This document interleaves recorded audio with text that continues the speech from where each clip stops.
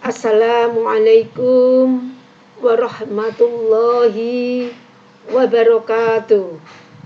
Anak-anakku mahasiswa Pendidikan Kimia semester 6 Universitas Muhammadiyah Semarang yang saya cintai. Kali ini kita akan berdiskusi membicarakan tentang Islam and Science. Ini sengaja kita angkat untuk tema pertemuan kali ini karena memang sesungguhnya kita itu dalam melakukan penelitian ataupun kajian pustaka, rujukan kita memang itu adalah Al-Quran. Karena sesungguhnya semua ilmu apa saja ada di dalam Al-Quran. Seperti kali ini tentang asal-usul alam semesta disampaikan dalam teori modern science, bahwa satu titik semua alam semesta ini sangat berasal dari sesuatu yang sangat padat dengan komposisi gas yang sangat panas. Bumi dan langit, matahari, bulan, bintang, dan planet galaksi terbentuk dari satu hal yang sama. Dan ini pun sudah tertuang dalam surat Al-Quran, surat Al-Fusilat, ayat yang 11, disampaikan di situ bahwa kemudian dia menuju kepada penciptaan langit, dan langit itu masih merupakan asap. Lalu dia berkata kepadanya dan kepada bumi, datanglah kamu keduanya menurut perintahku dengan suka hati atau terpaksa. Keduanya menjawab, kami datang dengan suka hati. Dalam Al-Quran itu disampaikan ayat yang berikutnya adalah surat Al-Anbiya. Surat Al-Anbiya ayat yang ke-30 disampaikan di situ di bahwasanya A'udzu billahi minasyaitonir rajim. Awalam yaral ladzina kafaru annas samawati wal arda kanata فَفَتَقْنَاهُمَا وَجَعَلْنَا مِنَ الْمَاءِ كُلَّ شَيْءٍ حَيٍّ أَفَلَا يُؤْمِنُونَ, yang artinya, dan apakah orang-orang yang kafir tidak mengetahui bahwasanya langit dan bumi itu keduanya dahulu adalah sesuatu yang padu. Kemudian kami pisahkan antara keduanya, dan kami dari air kami jadikan segala sesuatu itu yang hidup. Mengapa mereka tiada juga beriman? Jadi ternyata bahwa sesuatu yang padu itu baru ditemukan ketika sekitar abad 19. Padahal Al-Quran sudah menyampaikan hal itu 14 abad tahun yang lalu. Kemudian dalam terkait astronomi disampaikan di situ tentang sains modern bahwa bulan adalah tubuh gelap yang memantulkan cahaya tetapi tidak menghasilkan panas, sedangkan matahari menghasilkan baik cahaya dan panas. Al-Quran sudah tertuang dalam surat Nuh ayat yang ke-15 dan ke-16 disampaikan di situ, alam tarau kaifa khalaqallahu sab'a samawatin tibaqa wa ja'ala al-qamara fihinna nusra wa ja'ala syamsa siraja. Lihat bagaimana Allah menciptakan 7 langit satu di atas yang lain dan telah membuat bulan cahaya di dalamnya dan membuat matahari lampu bercahaya. Jadi ilmu sains modern itu baru ditemukan sekitar abad 19 bahwasanya kalau bulan itu tidak memberikan cahaya tetapi matahari itu memberikan cahaya dan panasnya. Dan Al-Quran dalam surat Nuh ayat 15-16 itu sudah menjelaskan tentang itu. Terkait dengan geografi dan geologi, Sains modern menyampaikan terkait bahwa bentuk gunung itu bentuknya seperti pegas, memiliki akar bawah yang tertanam kuat di tanah yang bisa mencapai beberapa kali ketinggiannya. Kemudian teori lempeng tektonik modern, gunung bekerja sebagai penstabil untuk bumi. Dan Al-Quran sudah menyampaikan tentang itu. Dalam surat An-Naba ayat 6 sampai dengan 7 disampaikan di situ, alam naj'alil ardo mihada. Kemudian ayat yang berikutnya yang 7 bahwa disampaikan bahwa gunung-gunung itu sebagai pasak. Artinya ini bahwa gunung itu adalah sebagai tiang, sebagai pasak, dan dialah Allah dalam surat yang berikutnya ayat surat An-Nahl ayat 15 disampaikan di situ bahwa Dia Allah telah menetapkan gunung yang kokoh di bumi sehingga tidak goyah. Jadi lempeng tektonik tadi disampaikan sebagai penstabil bumi dan gunung memang sebagai penstabil bumi. Maka kalau sekarang ini banyak gunung-gunung yang dipangkas, yang akhirnya itu gunung-gunung itu karena dipangkas tidak yang stabil sehingga terjadilah banyak bencana. Dan itu semuanya sudah ada di dalam Al-Quran. Berikutnya tentang ilmu kimia. Kimia tidak dilihat sebagai ilmu yang terpisah, karena memang kimia itu merupakan ilmu pusat terkait dengan cabang-cabang ilmu-ilmu yang lainnya. Alkimia adalah penting sebagai ilmu kosmos dan jiwa. Itulah sebabnya maka ilmu kosmos dan jiwa ini bahwa menuntut bahwa ketika kita mendalami ilmu itu tidak bisa lepas kita selain ada suatu akal yang kita gunakan, kita juga ada pendekatan hati. Dan di dalam Islam Al-Quran pun sudah disampaikan tentang eksperimen atau metode-metode.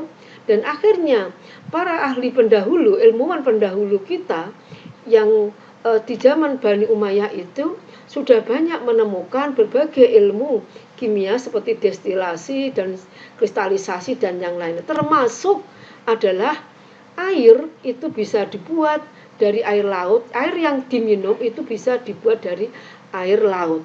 Dan ini pun sudah pernah dilakukan di zaman ketika itu.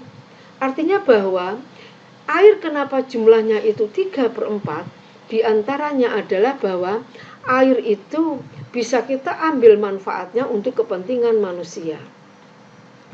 Jadi memang chemistry di sini ada dalam sains disampaikan pada titik temu dua lautan yang di situ disampaikan bahwa Al-Quran itu sudah menyampaikan dalam surat Ar-Rahman ayat 19 dan 20 yang disampaikan di situ bahwa marojal bahroini yaltaqiyan bainahuma barzahulla yabghiyan, bahwasanya dia itu membiarkan dua lautan mengalir yang keduanya kemudian bertemu, namun keduanya itu seperti ada batas yang jelas.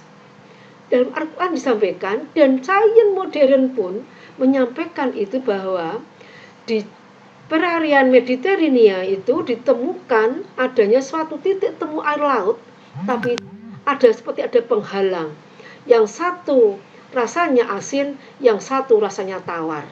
Dan itu dalam surat Al-Furqan ayat 25, ayat 53 juga disampaikan bahwasanya dan dialah yang membiarkan dua laut yang mengalir, yang berdampingan, yang satu tawar dan yang lainnya itulah adalah asin, lagi pahit. Dan dia jadikan antara keduanya itu dinding dan batas seperti ada yang menghalangi. Dalam surat Al-Furqan di sini bisa disampaikan tentang itu. Wa huwallazi marajal bahraini hada adbun furatu wa hada milhun ujaju wa ja'ala bainahuma barzakhan wa hijran mahjura. Seperti ada batas yang jelas yang padahal itu sama-sama dalam satu area air laut. Dan itu dalam ilmu sains modern juga dibahas, dan kita ketahui bahwa air garam itu adalah suatu senyawa kimia ada dengan didominasi adalah NaCl. Dan itu oleh ilmu yang sekarang dikembangkan, NaCl yang kemudian mendominasi dalam garam yang kita gunakan sehari-hari itu telah dimanfaatkan, manfaatnya sangat besar dan kita gunakan untuk berbagai kebutuhan manusia. Jadi inilah yang menggambarkan bahwa di sini ada satu seperti yang membatasi pada satu sama-sama di situ adalah sama-sama di situ adalah di lautan. Ini yang bisa kita lihat. Kemudian berikutnya ini gambarnya bisa kita lihat di sini. Yang tanda kuning ini adalah menggambarkan pembatas yang sangat jelas. Padahal ini satu aliran air laut yang sama. Dalam terkait dengan embriologi, Quran sudah menyampaikan bahwa kami Allah menjadikan dia manusia sebagai setetes darah, sebagai tempat pemukiman dengan tegas yang kemudian diperbaiki. Kemudian kami membuat jatuhnya ke alaqoh, ini terstruktur yang tersuspensi. Ini lihat kita simak bersama proses kejadian dari manusia yang secara bertahap demi setahap yang akhirnya bisa menjadi seorang bayi yang kemudian dilahirkan. Dan itu di dalam bidang embriologi oleh sains modern itu pun belum lama juga ditemukan. Yang lain tentang sains ilmu pengetahuan modern memberitahu kita bahwa bulan bergerak mengelilingi bumi dalam orbit yang oval atau elip. Juga bumi dan seluruh planet berputar di oval atau orbit elip mengelilingi matahari. Nah, ini pun juga ditemukan setelah kemudian beberapa belum lama sekitar abad 18 dan 19. Alam semesta juga sama. Surat Az-Zumar disampaikan dia menciptakan langit dan bumi dalam proporsi yang benar. Dia membuat malam tumpang tindih dan hari juga sama. Dan telah menjadikan matahari dan bulan tunduk pada hukum, yaitu pada peredarannya. Dan masing-masing mengikuti kursus untuk waktu yang ditentukan. Di dalam bahan tentang lintasan ini dalam atom, tentang kalau kita bahas tentang kimia nanti kita sampaikan lebih detail lagi, juga sama lintasannya melalui suatu lintasan yang sudah tertentu. Penemuan ilmiah telah membuktikan bahwa kita hidup di alam semesta besar yang bergantung pada revolusi. Dan terkait dengan bumi, bahwa bumi itu ada 7 lapis, langit juga ada 7 lapis, dan ini disampaikan surat Al-Mulk ayat 3. Demikian pula dalam surat At-Tolak ayat 12 yang telah menciptakan 7 langit berlapis-lapis. Allah lah yang menciptakan 7 langit dan seperti itu pula bumi. Dan ternyata itu pun baru ditemukan adalah beberapa waktu kemudian bahwa langit 7 lapis, demikian pula bumi juga ada 7 lapis. Dan mengiringi angin pemupukan untuk mengiringi awan tentang air, hujan yang turun dari langit, dan kami memberikannya kepadamu untuk diminum, dan bukan kamu yang ada pemilik. Jadi meskipun hujan itu Allah yang memberi menurunkannya dari langit, dan manusia-manusia pun yang akhirnya juga menikmatinya. Demikian pula air yang kaya dengan garam. Kemudian partikel ini kemudian air laut itu akan menguap, kemudian uapnya itu akan menjadi awan dan kemudian akan turun ke bumi. Demikian pula itu semuanya akan kembali kemanfaatannya untuk bumi. Hal yang luar biasa adalah sains telah membuktikan bahwa Al-Quran yang mengatakan tentang sidik jari.